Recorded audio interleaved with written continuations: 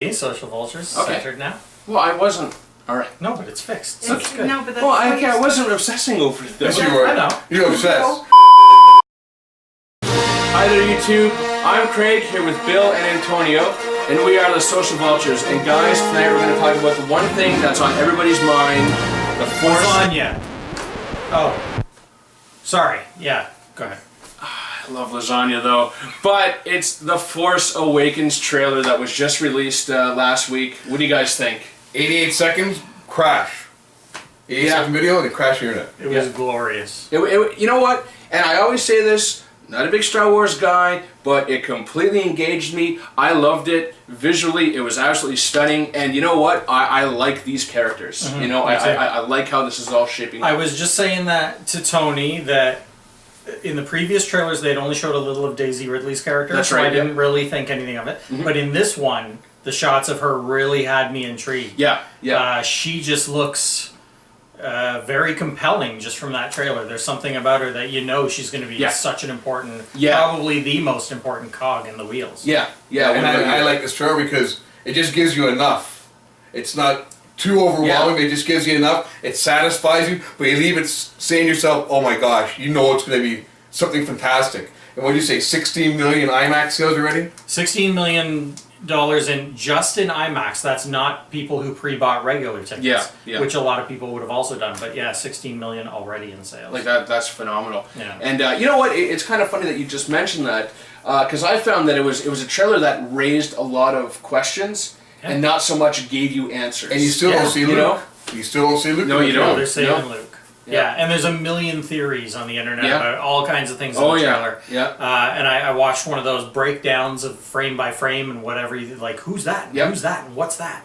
And it was just a million questions and no answers, which I love. Yeah, yeah. And this is all, due to the genius of J.J. Abrams. Oh, yes. The guy knows how to tease things. Yes, and he knows how to do it without pissing you off. Yeah. And again, a perfect trailer because you don't leave wanting to see something more. It just gives you enough, and it's not giving too much away from the movie, which I think that's what killed Age of Ultron. There was too much. Yeah. You know, and I hate harping on Age of Ultron, but it's a perfect example of what's too much. Social media for one thing. Like, by the time you watch the movie, it's like saw that. Yeah. There's definitely like a lot of movies where they've done that, and and it really, in the end of the day, it really detracts from the enjoyment of the movie itself. Yeah. I mean, but were there any parts in particular that really stood out for you in that trailer? You know what? It was all the way the trailer was. It was all everything stood out. No, I can't pick one thing or pick I can pick a few. Yeah, not even for YouTube. You're not even. You're not even going to help us out here and throw us a bone. All right, you just be quiet then. I was intrigued. One, I love the dialogue where they said, "We've heard the stories," and then Han says, "It's all true." Yeah, the dark side, the Jedi.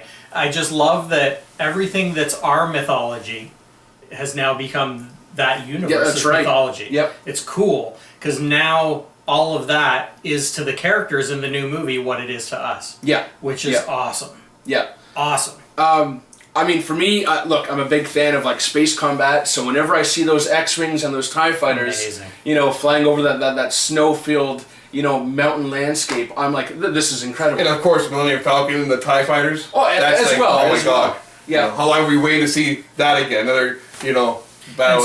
Speaking of questions that were brought up, there's lots of interesting stuff. Like there's a shot in it of Han and Finn and Rey, the two other main characters, in the cockpit of the Millennium Falcon. That's right, yes. Without Chewie. How'd they get there? Yeah, where's Chewie? How'd they get there? Why is Chewie not in the... And then in the scene where Han and Chewie have their hands up, Chewie has a bandage on his arm. Oh, see, I didn't know that. Interesting stuff. Yep. And the only other thing Don't kill Chewie! No, you better not. The only other thing is there's that scene where they're walking towards like this palace that has all these flags or That's something. right, yeah. And the main flag up at the top is the Mandalorian flag. So now that I did notice. And interesting enough, now Star Wars, how many years later, it gets the Christmas release that the first movie is supposed to get. Yeah. Well, yeah, I suppose you're right, yeah. It's just, now they finally got it, without the problems or whatever with that, but this is going to be like what that made, but double now because what things are today with Star Wars. I'd wager this is going to kick Avatar out of the all-time #1 for sure. Wow, I mean, like that's saying something. They're saying 600 million they could do over the first weekend. The only, I don't know, the only sort of nagging sort of idea in the back of my mind is that, well, we did have similar hype with the lead up to the prequels. I mean, let's be honest here, and but they're all in the top 20 of all time.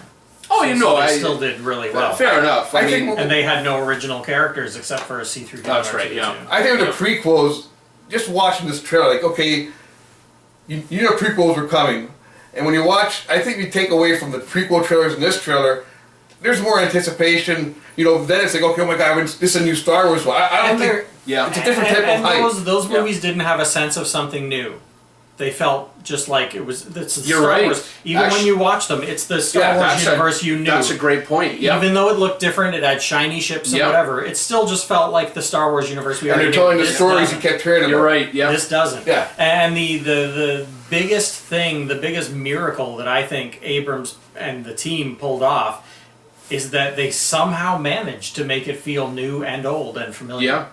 And that's not an easy task. No, I think you're absolutely right. I mean, you watch it, it's definitely new concepts, it's new designs, it's new characters, but yeah, you know what? It's still bridging from the old. And the story, like you said, because with the prequels, we're finally seeing the Clone Wars, so you know the Clone Wars is coming. This is like an all new, what happens after, 30 years later from Jedi. That's and, right. And we don't know what the stories were because they're not touching on the expanded universe, they're not touching on the books. This is what they've written, and it's like the anticipation's like before the first one came, like the original Star Wars. Yeah. So you don't know what you're getting, really. To be honest, I'm not sure if I'm a huge fan of that. At least, I mean, but hey, I'm gonna keep an open mind for this movie. But yeah, like when Disney came in and said, we're kind of gonna get rid of all the expanded universe, all of those novels and comics. Well, Lucas always said, even Lucas in the Force, they would never impact Star Wars. Yeah, you're right. And at first I'm thinking it's like, wow, because there's some really great stories in the expanded universe. But I get why a lot of people got mad that they did that and took it as some sort of disrespect to it. And I don't think that's what it is. I think Disney's just smart in saying we can't have this many tributaries off the mainstream. That makes sense. Yeah, if we're going to go forward with 20 more Star Wars movies, we have to know where we're going. Yeah, because if they touch on one thing, then they got to do this thing, then they got to do that. So basically, you're opening a can of worms, really.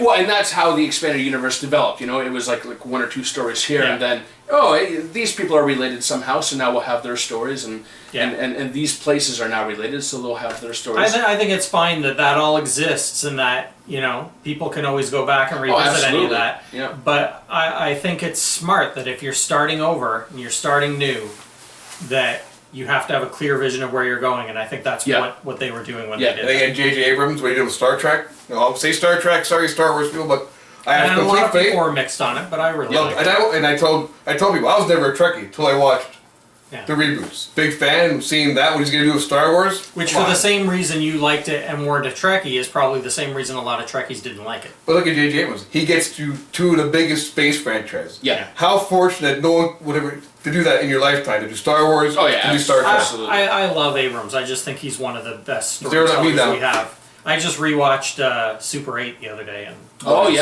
Such an underrated movie. Yeah. Such an underrated movie. But folks, what's underrated is that we're out of time once again. But this is Craig, Bill, Antonio. We're the Social Vultures.